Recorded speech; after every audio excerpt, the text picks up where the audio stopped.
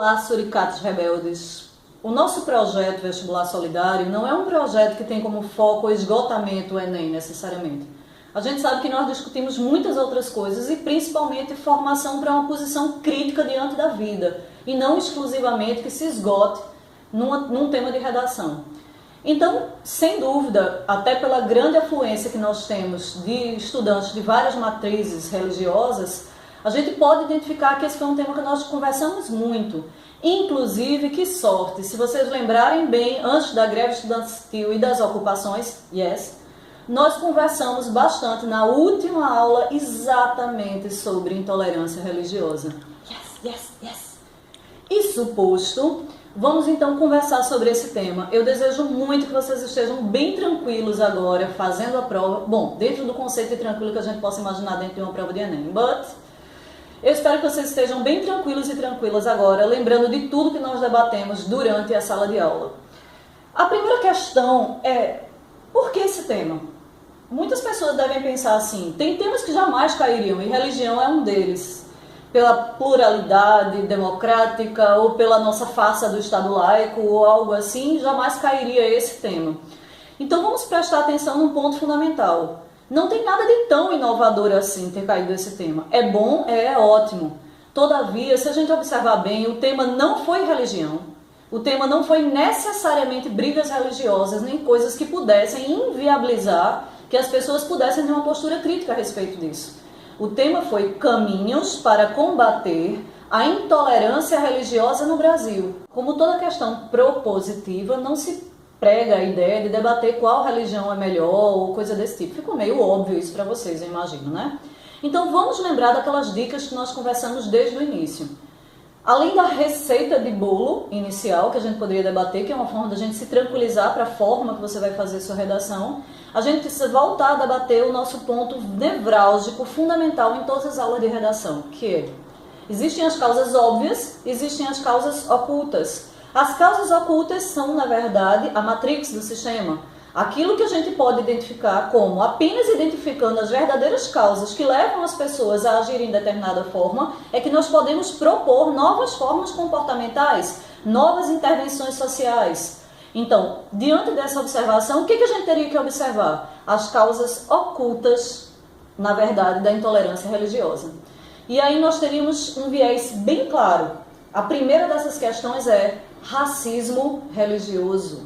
Todas aquelas discussões que nós tivemos bastante longas a respeito disso.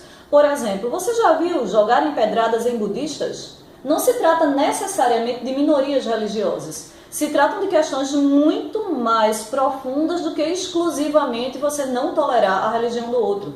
Outro ponto fundamental também, a gente discutiu o avanço do proselitismo não somente dentro da sociedade, como o avanço do desrespeito ao Estado laico no Brasil, como nós estamos vendo em vários lugares, com a utilização de espaços públicos para cultos e outros eventos que nós bem sabemos. Outro ponto também é a proliferação da religião nos espaços políticos brasileiros. Enfim, nós teríamos uma larga posição, praticamente, para defender inúmeras causas ocultas que vão desembocar na pedrada, por exemplo, a uma criança. Todas essas questões podem e devem ser amarradas no final por vocês, diante daquela velha questão. Mais importante do que você simplesmente apontar as causas, especialmente, claro, eu estou falando das causas ocultas, porque as causas óbvias, todo mundo deve se amar, e aí respeitar a religião do outro, blá, blá, blá, blá, blá, blá, tudo isso aí não vai resolver muito, né? Na verdade, o que a gente tem que identificar é aonde se está enraizando o proselitismo religioso, que faz com que as pessoas automaticamente desrespeitem não apenas as chamadas religiões minoritárias, ou em tese identificadas com as parcelas mais excluídas da população, como, por exemplo, praticamente a violência que sofrem inúmeras pessoas ateias e agnósticas. Diante de todas essas questões, vamos relembrar como é que eu poderia encaminhar a solução para essa questão.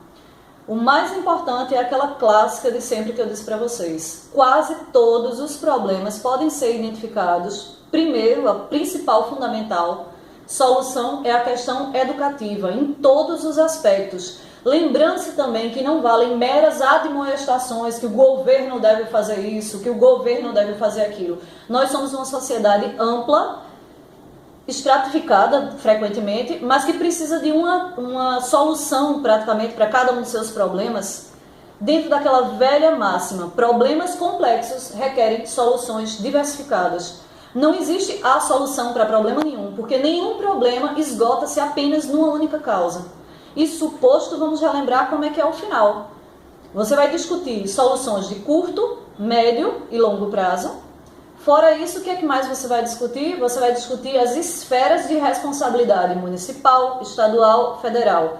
Podemos discutir coisas bem mais profundas, como, por exemplo, a ascensão de determinadas religiões neopentecostais, por exemplo, no tráfico de drogas.